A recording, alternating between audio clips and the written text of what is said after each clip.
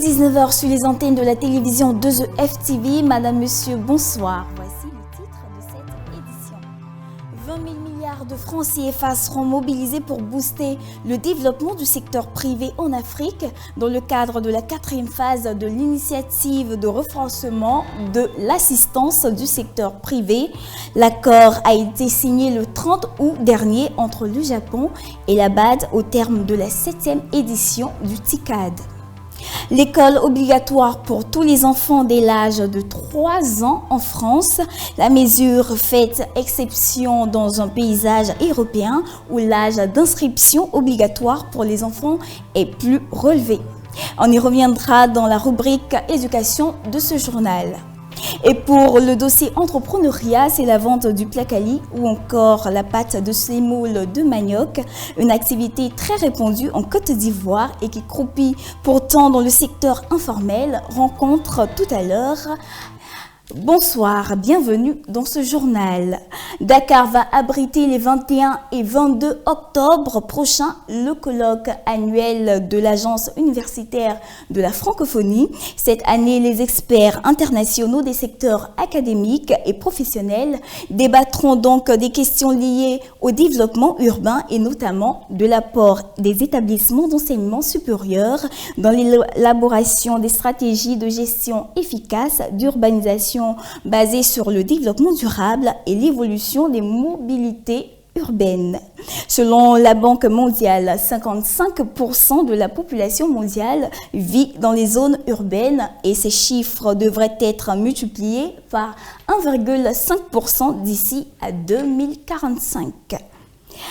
Les résultats du BTS session 2019 en Côte d'Ivoire sont connus depuis ce vendredi 30 août. Cette année, le taux d'admissibilité a connu une légère hausse de 1,7% pour atteindre 58,7% contre 57% en 2018, avec un nombre de 35 535 candidats admis sur 55 436 ayant effectivement composé lors des épreuves. La particularité de cette session est la performance réussie par les candidates de sexe féminin dont le taux d'admise est évalué à 59,6%. Les résultats sont disponibles sur le site www.examenbts.net. Toujours en Côte d'Ivoire, les inscriptions aux primaires pour la rentrée scolaire 2019-2020 se font à un rythme assez timide. On se bouscule pas vraiment aux portes des établissements. Beaucoup de facteurs expliquent justement cette situation qui, il faut le dire, est absolument fréquente dans ce pays. Reportage. On ne le dira jamais assez. Chaque rentrée des classes est une période sensible surtout pour les parents d'élèves dont les portefeuilles sont rudement mis à l'épreuve. Cette année encore, les inscriptions se font lancinantes. On ne se bouscule pas aux portes des établissements. Ça traîne les pieds. La réalité est que sur le plan financier, les parents ne sont pas très bien préparés. Pour le moment, les parents viennent à compte-gouttes. Les années antérieures, c'est à une semaine avant la rentrée officielle que les parents devaient faire les inscriptions. Que le communiqué disait que les parents devaient venir faire les inscriptions à une semaine avant la rentrée. Bon, cette année, ils ont repoussé à 2 semaines avant la rentrée. On peut dire que quand j'appelle les parents, beaucoup disent qu'ils ne savaient pas. Pour ceux qui ont déjà des enfants ici, qui vont soit en moyenne session ou en grande session, beaucoup disent qu'ils ne savaient pas, ils ne s'attendaient pas, qu'il n'y a pas d'argent pour le moment. Une situation récurrente en Côte d'Ivoire, où la rentrée scolaire démarre toujours sur des chapeaux de roue. Pour les responsables d'école, c'est un schéma habituel. Comme dans la plupart des écoles privées à Abidjan, les parents d'élèves se font désirer. La cour est quasiment vide. Le début des inscriptions décrétées par le gouvernement pour la période allant du 26 août au 6 septembre ne semble pas susciter l'empressement chez les populations qui préfèrent gérer les choses au rythme de leur réalité financière. Même dans les établissements publics où les exigences financières ne sont pas aussi pesantes, l'affluence se fait toujours attendre. Certes, les premières inscriptions ont commencé, surtout au niveau des classes de la maternelle et du CP1, mais pas avec la promptitude souhaitée, comme le font remarquer les responsables des écoles BAD 1 et BAD 2 dans le quartier d'Abobo. Oui, pour le moment, ce que nous faisons concerne uniquement le CP1, le recrutement au CP1. Et à vrai dire, il n'y a pas encore d'affluence parce que commencé depuis le 26, nous sommes aujourd'hui au 29 et il n'y a pas plus de 15 élèves inscrits. Alors que sur 3 jours en principe, 3-4 jours en principe, on devrait avoisiner au moins la vingtaine. Donc il n'y a pas d'affluence pour le moment. La poussée est clairement laborieuse, mais dans les semaines à venir, d'autres parents devraient imiter ces premiers venus. Oui. La classe de CM2 et la classe de CP2. Non. J'attends à la rentrée, le premier jour de la rentrée pour faire les inscriptions. Il faudra sans doute attendre les semaines à venir, voire jusqu'à la mi-octobre pour que la rentrée scolaire. En France également, le ton est donné pour la nouvelle rentrée scolaire. Cette année, la maternelle est obligatoire pour tous les enfants âgés de 3 ans. Une mesure plutôt exceptionnelle qui fait de la France l'un des rares pays, même en Europe, à rendre l'école obligatoire aussitôt. On regarde le reportage. Le même rituel, à une différence près. Cette année en France, la maternelle est obligatoire pour tous, dès 3 ans. Reconnaître son étiquette au porte-manteau, se familiariser avec la collectivité, stimuler le développement langagier et apprendre à apprendre. Autant de raisons de prendre le chemin de l'école dès le plus jeune âge, sans encombre pour certains, plus difficilement pour d'autres. Après 2 mois de vacances, ils sont avec les papas, les mamans, les papiers, les mamies. Et là, de le laisser comme ça, c'est toujours un peu dur. Donc on reste un peu longtemps, mais après, je sais qu'au bout de 10 minutes, ils vont se calmer. Et après, ils vont jouer, et puis demain, ça ira mieux. Rares sont les pays qui rendent l'école obligatoire aussitôt en Europe. C'est le cas de la Hongrie. Ailleurs, la moyenne se situe plutôt autour des 5 ou 6 ans. Avec leurs 8 semaines de vacances d'été, les petits Français sont en revanche dans la moyenne. Si en Allemagne ou au Danemark, on reprend le chemin de l'école après 6 semaines, la trêve estivale peut durer jusqu'à 13 semaines en Espagne ou en Italie. Comprendre la séquence et la scène dans le domaine de l'audiovisuel, c'était le thème du plateau animé par Sarah Sanogo, dans le cadre de l'émission Les secrets du bon professionnel, avec comme invité Monsieur Aka Olivier, réalisateur et formateur en production audiovisuelle. Suivant ensemble. Qu'est-ce que la scène? Bon, avant de parler des scènes, je souhaiterais que nous parlons de ce que c'est que le champ visuel. D'accord, qu'est-ce qu'un champ visuel? Voilà. Le champ visuel, c'est ce que la caméra voit. D'accord. On va dire que quand vous mettez la caméra en marche, tout ce qui apparaît à l'écran constitue le champ visuel. D'accord. Voilà.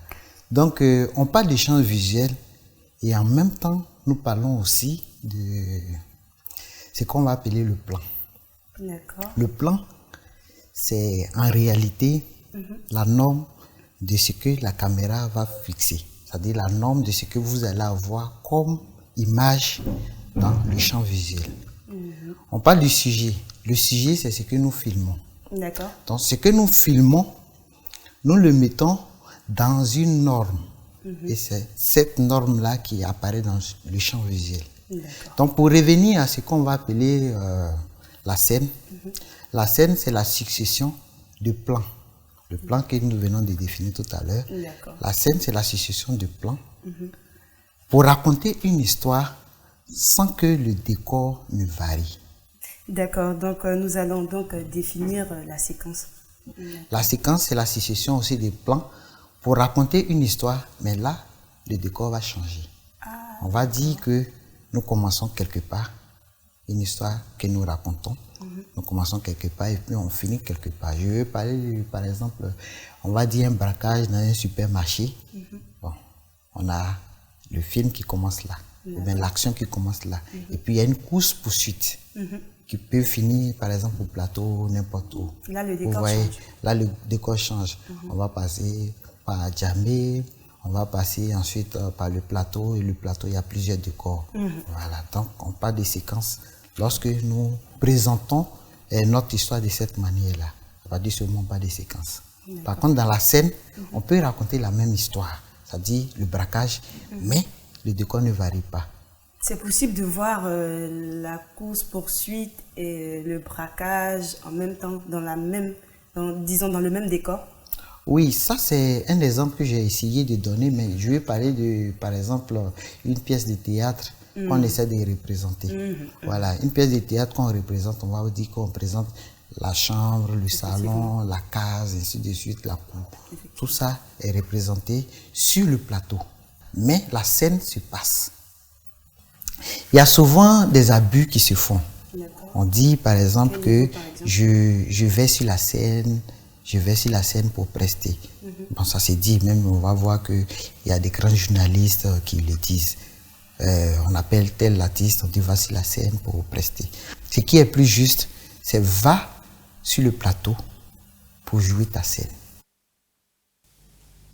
C'était donc l'émission Les secrets du bon professionnel présentée par Sarah Sanogo sur 2EF TV. Les producteurs togolais de maïs, de riz fluvial et de coton bénéficieront d'une assurance risque dans les années à venir, au terme d'une étude de faisabilité menée conjointement par le ministère togolais de l'Agriculture et l'Institut de mécanismes incitatifs de financement agricole.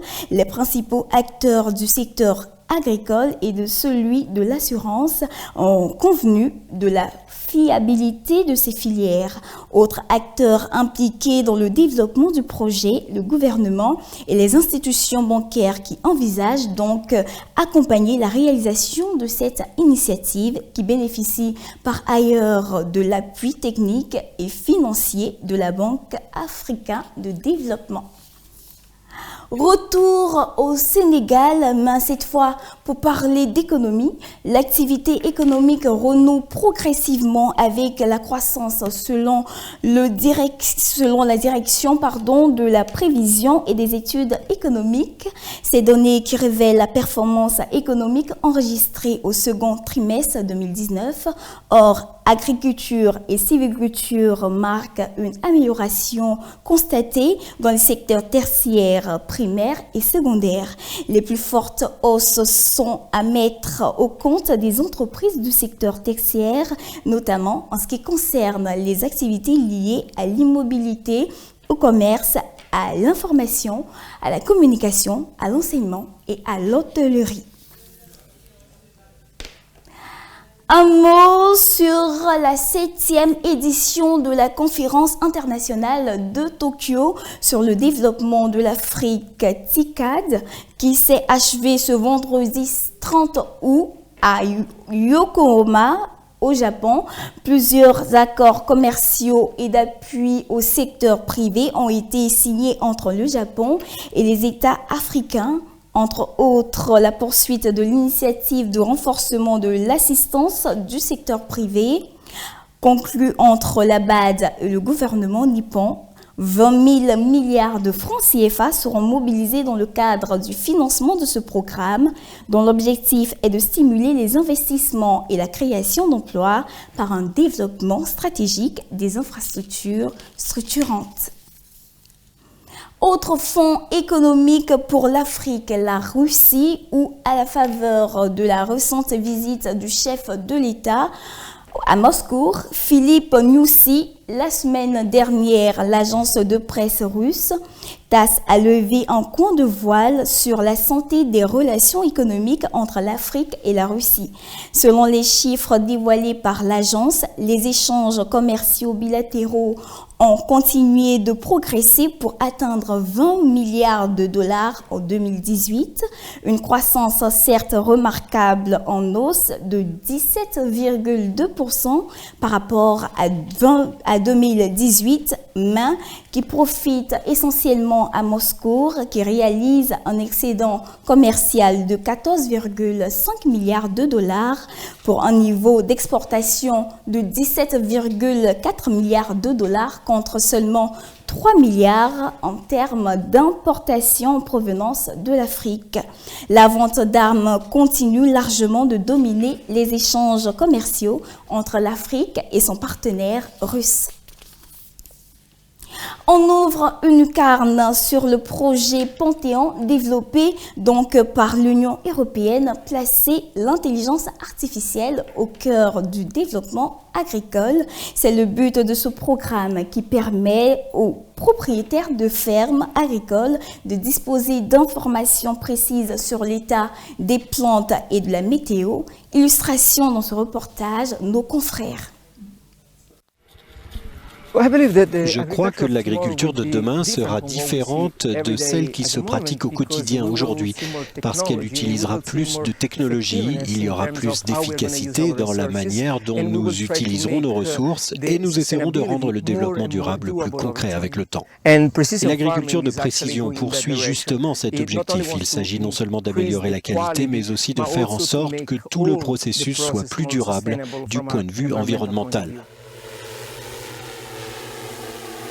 Ce que les agriculteurs ont compris il y a longtemps, c'est qu'ils devaient être capables de contrôler avec un plus haut niveau de précision ce qui se passe dans leurs champs. Mais clairement, c'était impossible.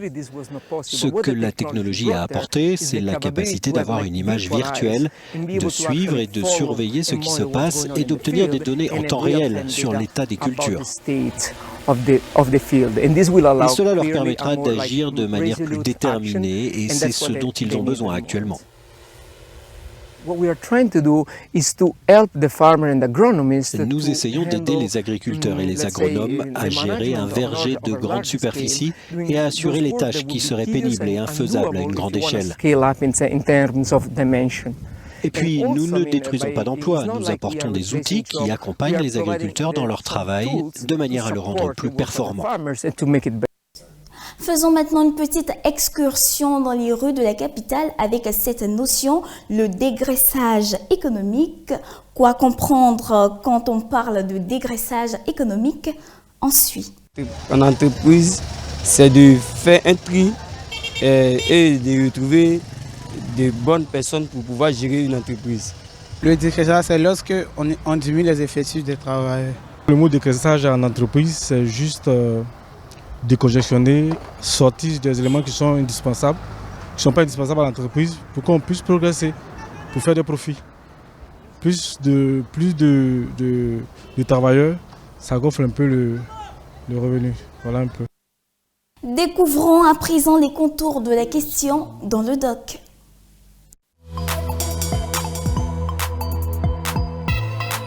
Par définition, le dégraissage est une opération consistant à alléger un dispositif en lui retirant des éléments non indispensables. Dans le contexte économique ou en entreprise, le dégraissage est souvent utilisé pour les administrations pour pallier à des déficits budgétaires en réduisant le nombre des effectifs permettant d'amortir la masse salariale. L'objectif de ce système de gestion est de rééquilibrer les comptes de l'entreprise en limitant les dépenses et en conservant le personnel strictement nécessaire. Cette méthode s'avère généralement préjudiciable aux employés, certains se voyant contraints au chômage technique. Au niveau des États, les gouvernements ont parfois recours à cet instrument en cas de mise en œuvre d'une politique d'austérité, en limitant les recrutements et en assainissant les fichiers de la fonction publique, pendant que des effectifs contractuels peuvent être rapidement affectés par la mesure. De façon générale, le dégraissage économique est un instrument de régulation dont les entreprises se servent pour se maintenir à flot en cas de difficultés en atteignant le niveau des dépenses.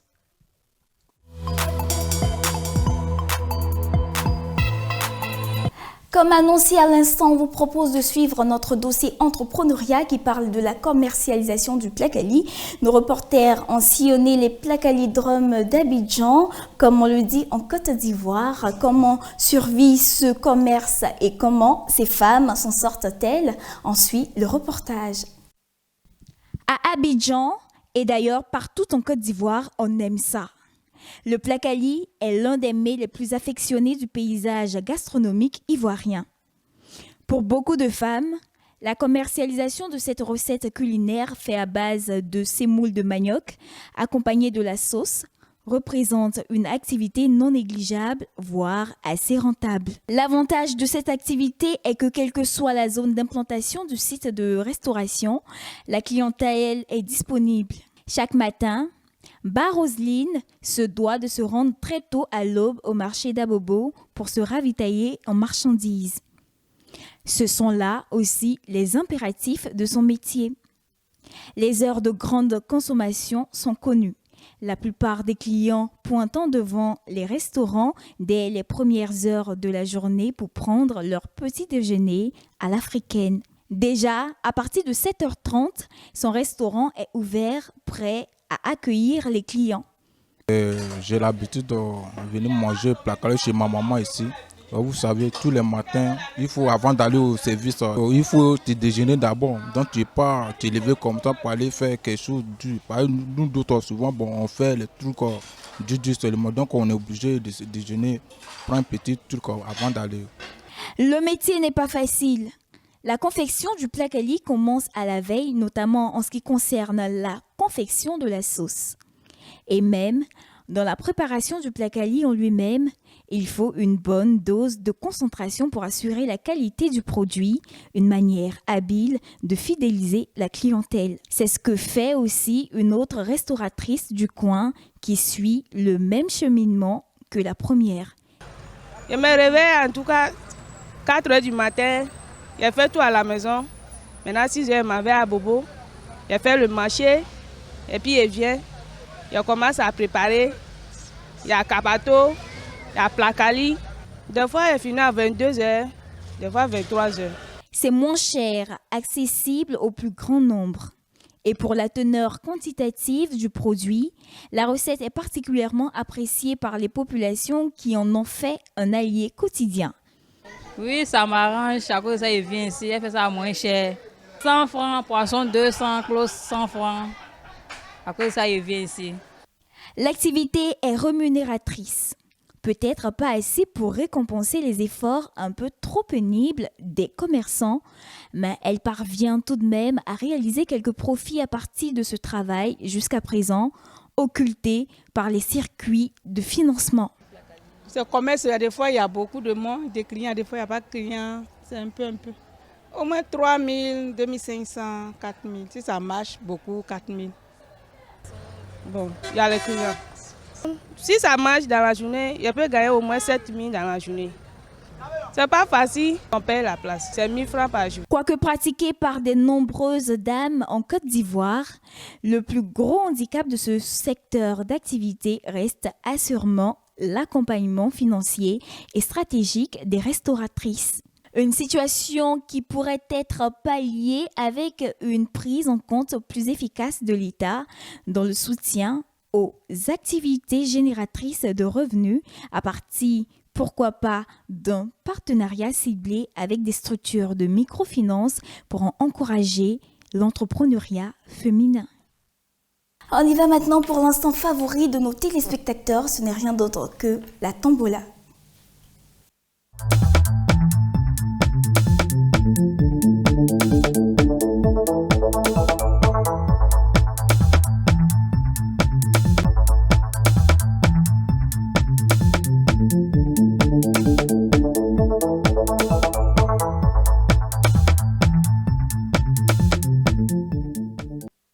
Suivons à présent cette petite capsule explicative qui parle de la tombola Celped. Désormais, pour tous vos transferts d'argent, choisissez Celped Money. C'est la solution la plus simple et la plus avantageuse. Vous savez pourquoi? Tout simplement parce que ça marche avec tous les réseaux et en plus, c'est moins cher. Vous pouvez le vérifier vous-même par les grilles tarifaires.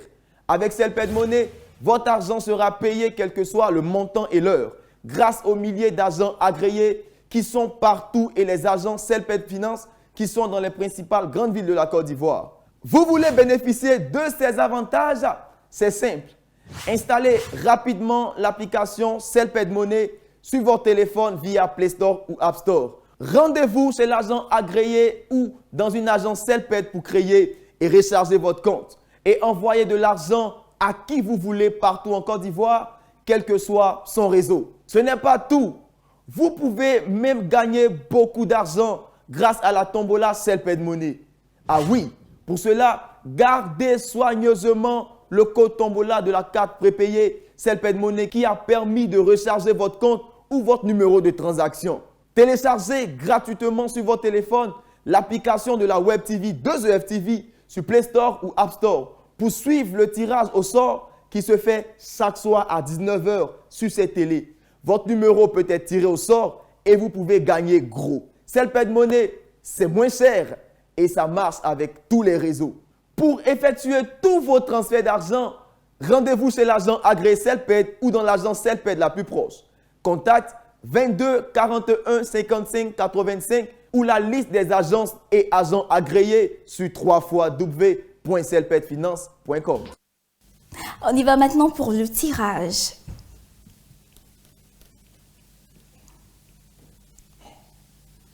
Top, c'est parti. Roulement de tambour. D'où nous viendra le regagnant d'aujourd'hui? Ok, confirmation. Eh oui, c'est officiel, notre gagnant d'aujourd'hui nous vient de la localité de Divo, avec pour code Tombola à 001 3 x 0. Notre gagnant nous vient de la localité de Divo avec pour code Tombola à 001 3 x 0. Merci, c'en est fini pour la Tombola.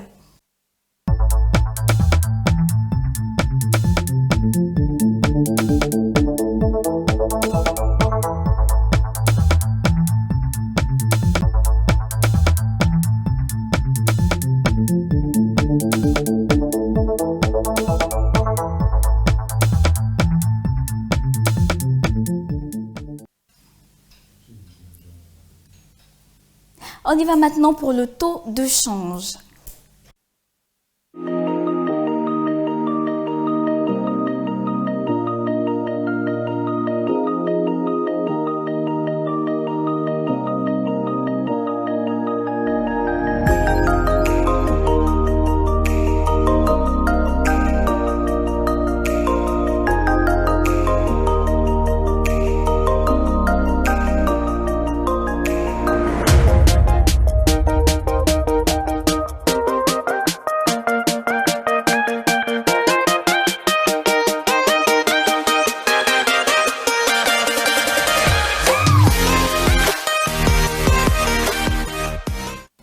La reconnaissance du travail est bien plus appréciée qu'un salaire. Retenez cela. Au revoir et à bientôt.